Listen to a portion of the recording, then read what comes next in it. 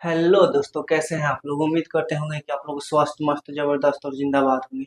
तो चलिए दोस्तों, हमारा जो क्लास 8 का जो हमारी दुनिया था, जिसका चैप्टर 3 कृषि था, उसका कुछ भाग बचा हुआ था। तो उसको आज हम लोग कंप्लीट करने वाले हैं। तो चलिए हम अपने टॉपिक की ओर चलते हैं। तो हमारा टॉपिक है पटसन। तो हम लोग पटसन को समझते हैं। पटसन एक रेशेदार फसल है। पटसन एक रेशेदार फसल है।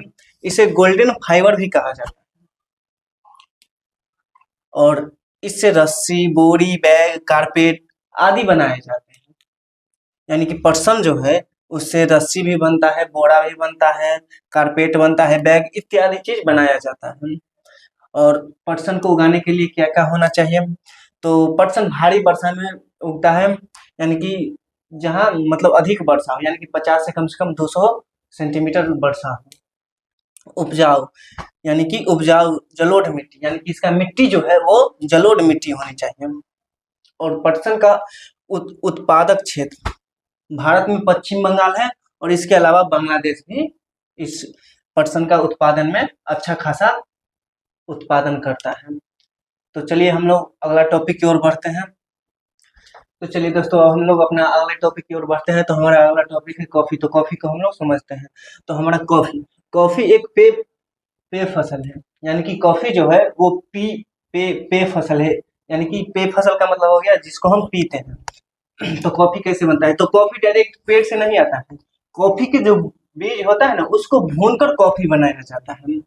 अब कॉफी कैसा जगह पर उगाया जाता है। तो हल्की छायादार वाली जगह पर कॉफी जो है वो हल्की छायादार वाली जगह पर उगाया जाता है। इसका इसका जो सेल्सियस डिग्री है, यह 15 डिग्री सेल्सियस से लेकर 28 डिग्री सेल्सियस तापमान पर ये कॉफी उगाया जाता है। अगर इससे ज्यादा होगा तो ये नहीं उग पाएगा। अच्छा, मतलब इसका फसल अच्छा नहीं होगा, खराब हो जाएगा। और इसके लिए अच्छी जल निकासी वाली मिट्टी चाहिए। और इसका मुख्य जो कॉफी का उत्पादक क्षेत्र है भारत में, वो हो गया कर्नाटक, केरल, तमिलनाडु। तो चलिए अब हम लोग अगले टॉपिक की ओर बढ़ते हैं। तो चलिए दोस्तों, अब हम लोग अपना अगला टॉपिक की ओर बढ़ते हैं। तो हमारा अगला टॉपिक है चाय। तो हम लोग अब चाय को समझते हैं। चाय भी एक पेय फसल है। यानी कि कॉफी की तरह चाय भी एक पेय फसल है। और अब चाय को कैसा बनाया जाता है। तो चाय को चाय जो होता है, इसके पेड़ के पत्तियों को सुखाकर चाय बनाई जाती है। इसकी पत्तियों को सुखाकर चाय बनाई जाती है। यानी कि चाय के जो पेड़ होता है, उसकी पत्तियों को सुखाकर चाय बनाई जाती है।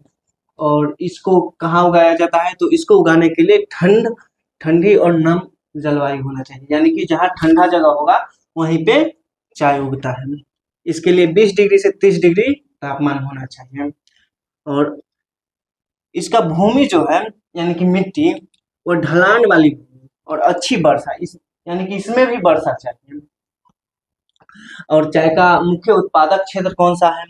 तो चाय का मुख्य उत्पादक क्षेत्र भारत में हो गया असम, सबसे ज्यादा दार्जिलिंग, नीलगिरी, ये सब यहाँ पर चाय अधिक मात्रा में उपजाया जाता है। तो दोस्तों चलिए अब हम लोग अगले टॉपिक की ओर बढ़ते हैं। तो हमारा अगला टॉपिक है कृषि विकास। यानी कि कृषि विकास कृषि विकास का मतलब होता है कृषि विकास का मतलब है खेती में उत्पादन को बढ़ाना, तकनीक सुधारना और किसान की आय को बढ़ाना। तो इसको अगर हम लोग समझे तो हम लोग अपना, यानी कि पहले जो हमारा एक कट्ठा में, यानी कि कम खेत में ज्यादा उत्पादन करना।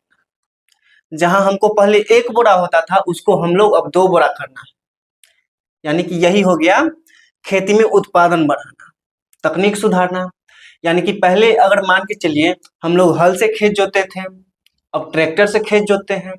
पहले हम लोग कुआं से सिंचाई करते थे, अब हम लोग अब हम लोग हैंडपंप से सिंचाई करते हैं। तो ये सब हो गया तकनीक में सुधारना और किसान की आय बढ़ाना। किसान की आय बढ़ाने का मतलब हो जाएगा कि हम लोग जितना ज्यादा उत्पादन करेंगे उतना ज्यादा कृषि, यानी कि किसान का आय बढ़ेगा। यानी कि जितना ज्यादा उत्पाद करेंगे वो उतना ज्यादा बिकेगा और उतना ज्यादा हमको पैसा मिलेगा। उससे किसान का आय जो है वो बढ़ेगा। तो चलिए अब हम लोग अगला टॉपिक की ओर बढ़ते हैं। तो चलिए दोस्तों, अब हम लोग अगला टॉपिक की ओर बढ़ते हैं। तो हमारा अगला टॉपिक है भारत का एक फर्म। तो हम लोग समझते हैं भारत का एक फर्म। भारत को एक कृषि फर्म कहा जाता है। भारत देश को एक कृषि फर्म कहा जाता है क्योंकि यहाँ की बड़ी आबादी कृषि पर निर्भर है।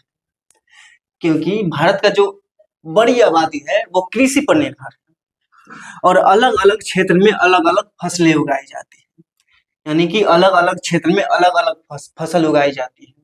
जो आप लोगों को हम पिछले क्लास में बताए हैं कि धान कहाँ सबसे ज्यादा उगता है, कपास कहाँ सबसे ज्यादा उगता है। तो ये सब हम आप लोगों को बताए। तो भारत एक कृषि फर्म है क्योंकि यहाँ की बड़ी आबादी कृषि पर निर्भर है और अलग अलग क्षेत्र में अलग अलग फसलें उगाई जाती है। तो हम लोग इसको समझ चुके हैं। तो चलिए हम लोग अगला टॉपिक की ओर बढ़ते हैं। तो चलिए अब हम लोग समझते हैं अगले टॉपिक। अगला टॉपिक हमारा है संयुक्त राज्य अमेरिका का एक फर्म। तो हम लोग समझते हैं संयुक्त राज्य अमेरिका का एक फर्म। तो संयुक्त राज्य अमेरिका में खेती बहुत आधुनिक, वैज्ञानिक और बड़े पैमाने पर की जाती है।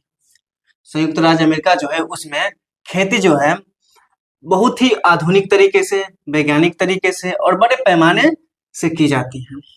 और इसकी मुख्य विशेषता क्या है?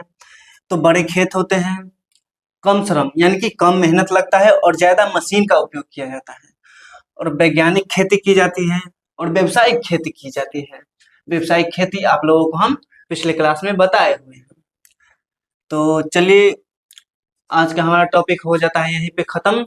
तो हमारा चैप्टर खत्म हो गया है और अगले पार्ट में हम आपके लिए लेके आएंगे क्वेश्चन आंसर इसका। तो तब तक के लिए tata bye bye, see you.